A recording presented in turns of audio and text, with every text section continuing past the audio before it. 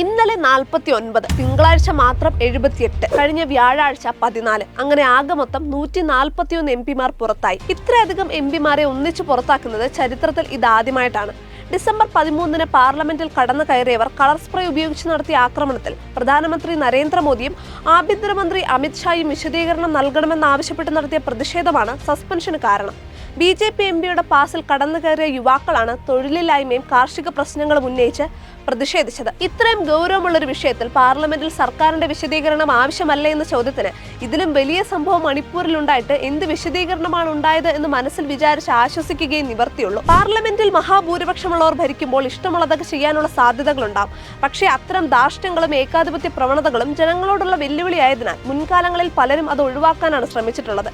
എന്നാൽ BJPയുടെ ഇപ്പോഴത്തെ ജനാധിപത്യ വിരുദ്ധത മറ്റുള്ളവരും മാതൃകയാക്കിയാൽ ജനാധിപത്യം അതിന്റെ കെട്ടുകാഴ്ചകൾ അഴിച്ചുവെച്ച് ഏകാധിപത്യത്തിന്റെ തനിനിറം പുറത്തു കാണിക്കും.